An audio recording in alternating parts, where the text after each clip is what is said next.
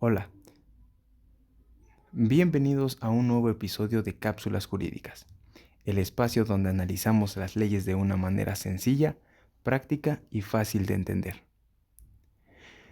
Hoy hablaremos de uno de los artículos más importantes de todo el sistema jurídico mexicano, el artículo primero de la Constitución Política de los Estados Unidos Mexicanos. Tal vez nunca lo hayas leído completo, pero prácticamente todos los derechos que disfrutamos como personas tienen su origen en este artículo. Aquí se establece quién tiene derechos, cómo deben interpretarse y cuáles son las obligaciones de las autoridades para protegerlos. Así que acompáñame durante los próximos minutos para descubrir por qué este artículo es considerado el corazón de los derechos humanos en México. Comencemos con el primer párrafo. La Constitución señala que todas las personas que se encuentren en México gozarán de los derechos humanos reconocidos tanto en la propia Constitución como en los tratados internacionales de los que México forma parte. ¿Y qué significa esto en palabras sencillas? Significa que no importa si eres mexicano o extranjero, hombre o mujer, niño o adulto, si estás en territorio mexicano, eres titular de derechos humanos. Además, esos derechos no solamente provienen de la Constitución, sino también de tratados internacionales como la Convención Americana sobre Derechos Humanos o la Convención sobre los Derechos del Niño. Esto amplía considerablemente la protección que tiene cualquier persona. Pero el mismo párrafo también establece algo muy importante. Esos derechos solamente pueden restringirse en los casos excepcionales que la propia Constitución permite. Es decir, ninguna autoridad puede limitar tus derechos simplemente porque así lo decida. Debe existir una base constitucional que lo autorice. El segundo párrafo contiene uno de los principios más importantes del derecho mexicano. Se trata del principio pro persona. ¿Pero en qué consiste?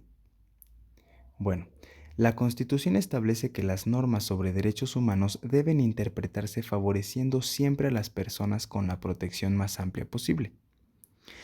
Imaginemos que existen dos normas aplicables a un mismo caso. Una protege más a la persona y la otra la protege menos. Las autoridades y los jueces deben aplicar aquella norma que otorgue la mayor protección. En otras palabras, cuando exista duda, la interpretación debe favorecer a la persona y no restringir sus derechos.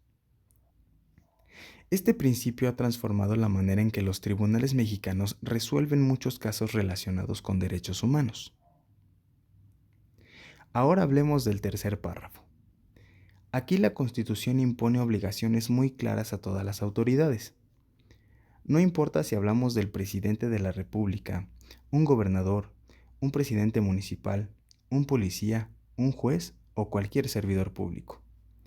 Todos tienen el deber de promover los derechos humanos, respetarlos, protegerlos y garantizarlos. No basta solamente con evitar violarlos. También deben realizar acciones para hacerlos efectivos. Además, este párrafo menciona 4 principios fundamentales. El primero es la universalidad. Esto significa que los derechos humanos pertenecen a todas las personas sin excepción. El segundo es la interdependencia. Los derechos están relacionados entre sí. Por ejemplo, difícilmente puede existir un verdadero derecho a la educación si no existe también acceso a la salud o igualdad de oportunidades. El tercero es la indivisibilidad. No existe derecho de primera y de segunda categoría. Todos tienen la misma importancia. Y el cuarto principio es la progresividad. Esto significa que los derechos humanos deben fortalecerse constantemente. El Estado debe avanzar en su protección y no retroceder injustificadamente.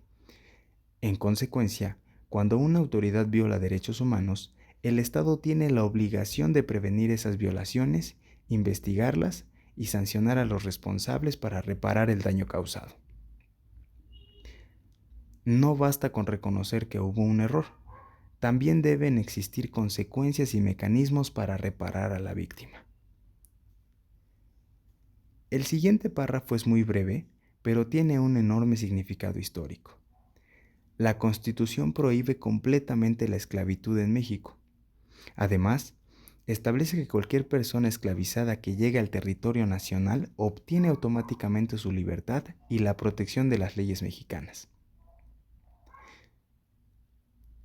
Este principio refleja el compromiso de nuestro país con la dignidad humana y con la libertad de todas las personas.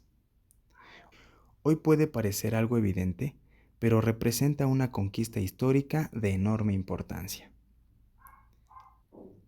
Finalmente, llegamos al último párrafo del artículo primero.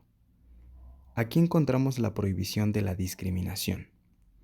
La Constitución señala que nadie puede ser discriminado por razones como su origen étnico o nacional, su género, su edad, alguna discapacidad, su condición social, su estado de salud, su religión, sus opiniones, sus preferencias sexuales o su estado civil. Y agrega una frase muy importante. Tampoco podrá existir cualquier otra forma de discriminación que atente contra la dignidad humana o limite los derechos y las libertades de las personas. En pocas palabras, todas las personas merecen el mismo respeto y las mismas oportunidades. La igualdad no significa que todos seamos idénticos, significa que todos debemos recibir un trato digno y que nadie puede ser excluido injustificadamente. Este principio constituye la base para combatir la discriminación en escuelas, centros de trabajo, instituciones públicas y cualquier otro espacio de convivencia.